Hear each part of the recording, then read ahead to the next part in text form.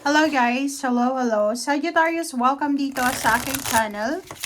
Kapalaran 888, Sagittarius. Alamin natin kung anong messages, vibration, gabay energy para sa inyong lahat. So, this is general reading. Okay, Sagittarius. First card natin is Justice. Second card natin is Reverse na Tower. Sagittarius. Page of Cups. Oh, sorry.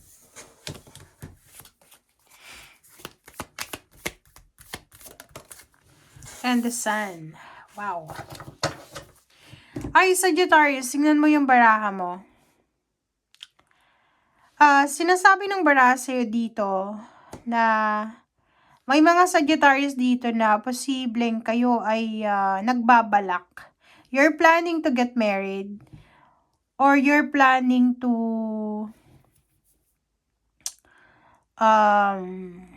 parang magpatayo ng bahay ba?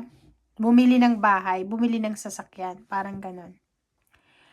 Sinasabi ng baraha sa'yo dito, okay? Sinasabi ng baraha sa'yo na maraming opportunities in terms of relationship ang pwedeng mangyari ngayong 2026. Sinasabi ng baraha sa'yo dito na yung mga plano mong gawin ngayong January ay posible mong magawa siya because na parang nasa para kang nasa cloud 9. Sobrang masaya ka. Okay? There's a recovery na kung ano man na nawala sa'yo. It's either pwedeng natalo ka sa kaso, pwedeng gano'n. But this January, you will receive redemption. Parang gano'n. So much reason para mag-celebrate. May mga contract signing, may ikakasal, may wedding anniversaries. Lahat ng klase ng contract signing na andito. Okay, a new love life, new career, new source of income, and new, parang mga good news siya regarding sa money matters na pwedeng maging rason para maging talagang successful ka.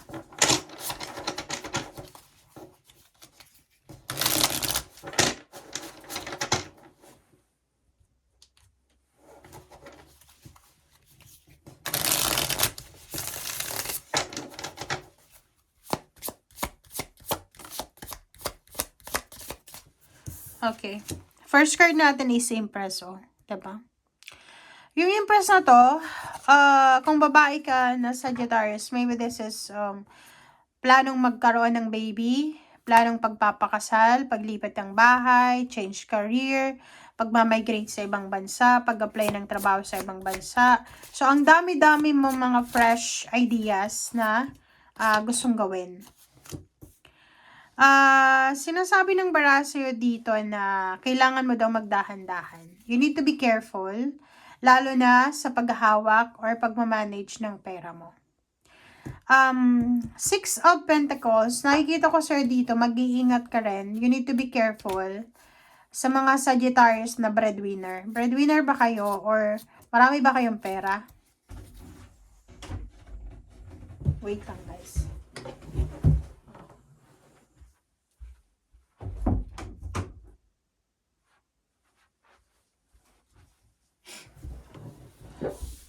Wait lang guys. Pasensya na guys yung aso pumasok sa kwarto. Okay. So dito, sinasabi ng baraha na mag-iingat ka. Mag-iingat ka sa pag-share ng mga plano mo sa buhay. Like for example, ang dami mong plano. Ingat-ingat ka sa evil eye. Kasi possible na i-evil eye yan ng mga tao na nakapaligid sa'yo, na may mga lihim na ingat sa'yo. Next is mag-iingat ka sa pagtulong sa mga tao. Kasi posibleng dahil sa pagtulong mo ay mawalan ka ng pera or posibleng matraitor ka. Okay, so yun.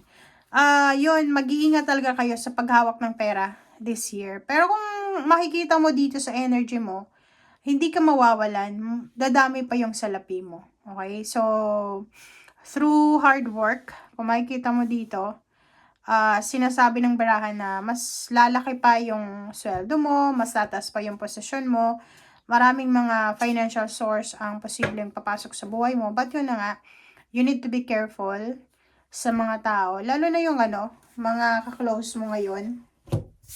Halimbawa, tinatanong nila, magkano ba yung savings mo? Magkano ba yung sweldo mo? Magkano ba yung ganito? Okay, mag-iingat ka.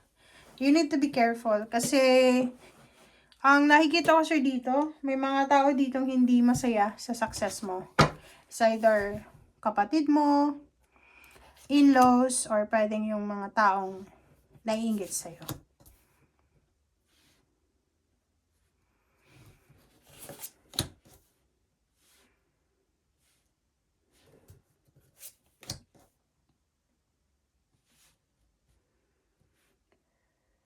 Okay.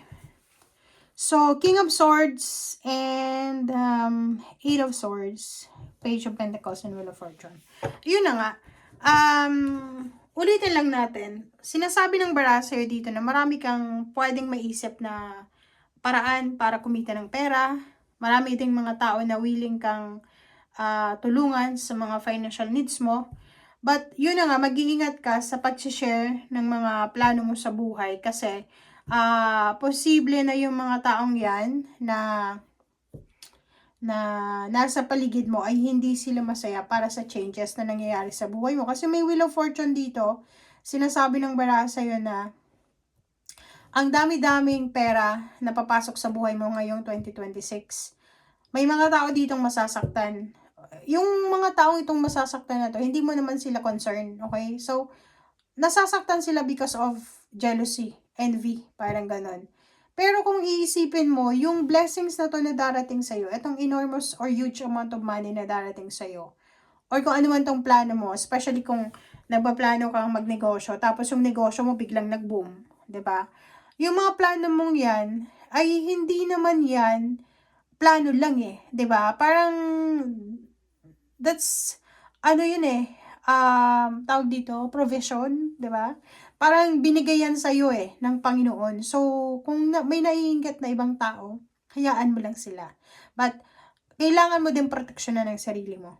Okay? Proteksyonan mo yung pera mo, huwag kang parang politician or Santa Claus na magbibigay ng pera. Kasi sinasabi ng baraha sa'yo dito na you need to keep your money. Okay? Page of Pentacles, may mga dito, Earth signs, Virgo, Capricorn, and Taurus. Sila yung mga tao na kailangan mong iwasan, lalo na sa pera. Kasi naiinggit sila sa'yo Okay? Yung Wheel of Fortune nandito, sinasabi ng baraha sa'yo na kakampi mo ang universe sa taong 2026. So, pagpasok pa lang ng January 2026, sobrang gaan na ng salapi sa buhay mo. Pagpasok ng 2026, yung pera ay parang lang, papel na magaan. Okay?